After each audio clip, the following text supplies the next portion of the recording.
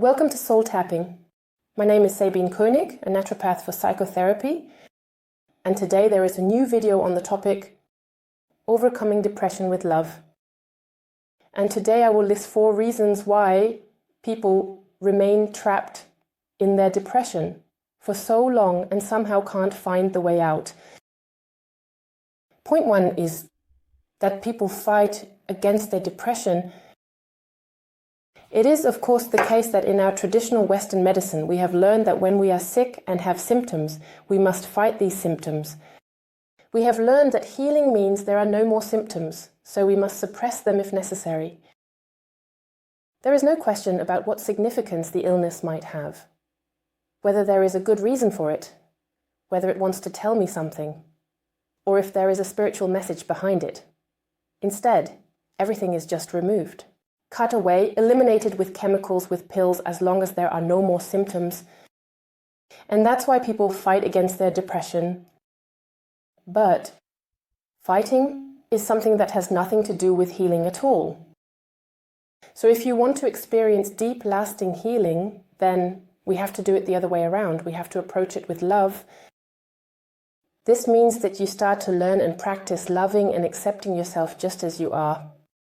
To love and accept yourself as a person and your feelings as they are, even if they are currently unpleasant. Simply to feel, without any judgment. You have feelings, yes, they are allowed to be there.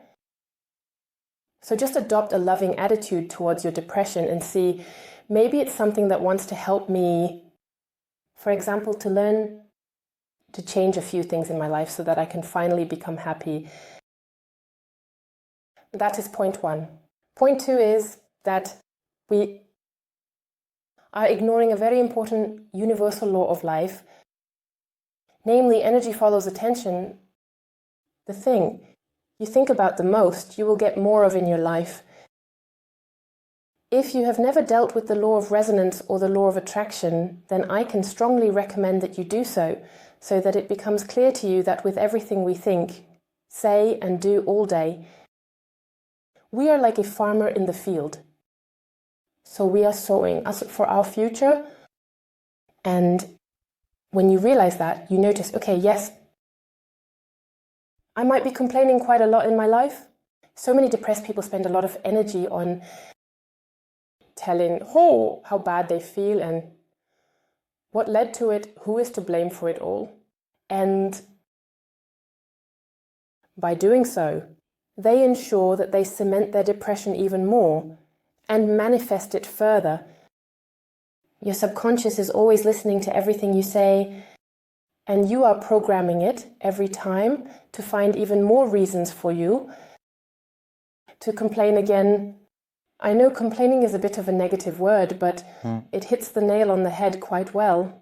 I myself have been a world champion in complaining for decades.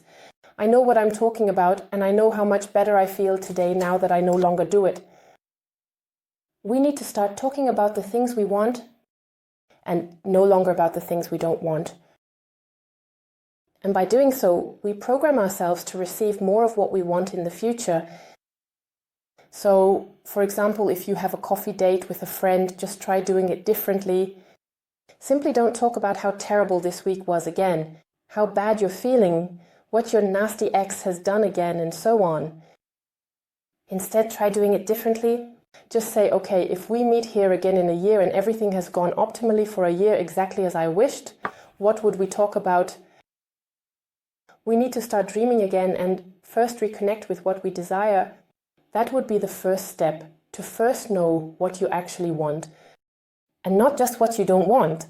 Most people with depression know quite well what they no longer want. We need to redirect our focus. And that might require a bit of self-discipline, because it feels so good to tell others how bad you feel, and they then understand, and you receive comforting, warm sympathy. But we have to forgo that, because only then can we regain our strength. Become the creator of your own reality. And if you haven't seen the movie The Secret yet, then do that first. The third point is internal resistance and secondary gains.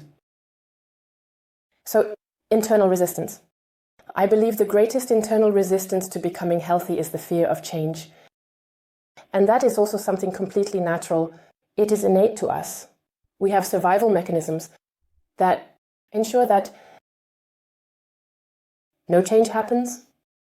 For our subconscious, anything related to change is initially potentially dangerous because, well, when something new comes into life, we don't know if it's good or bad. We'd rather stick with the familiar, what we already know. That just feels safer. And we all have two parts within us. A conscious part that absolutely wants to become healthy and does everything for it, that wants to move forward, that strives for growth and development. And an unconscious part that wants to keep everything as it is, to play it safe, to ensure our survival. And if we don't make progress on our healing journey, it might be because these two parts are in conflict with each other, essentially fighting against one another. And that is totally exhausting and completely frustrating. And what we need to do is approach it with love. So reconcile both parts with each other and bring them to cooperate. And for that, it's important that both receive the recognition they deserve. So we start by thanking our survival mechanism, which ostensibly keeps us from recovery, for its good intentions and for everything it has already achieved for us. Namely, we have survived, we are still here. And that needs to be appreciated. So if you have a little sabotage monster inside you that constantly ensures you don't let any positive changes into your life, then make friends with it. Look at it, visualize it, close your eyes and see how it looks for you. If it had a form, give it a name and speak lovingly to it until it is ready to allow you to change step by step. The point of secondary gains. Secondary gains mean that your depression still provides you with benefits, and that's why you haven't let go of it on an unconscious level.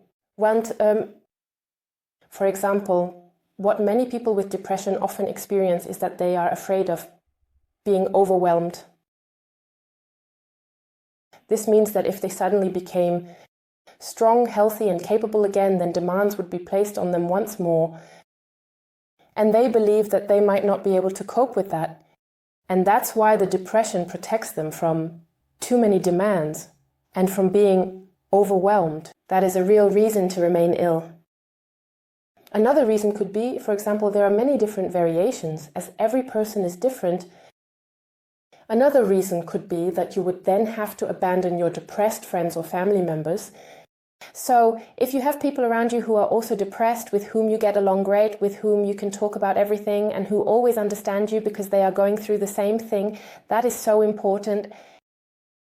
And it may be that an unconscious part of you thinks, if I get healthy again now and leave the shared boat, then I am abandoning my friends. And that is not possible. It's about loyalty and maintaining your system. For example, you could approach this with systemic tapping acupressure.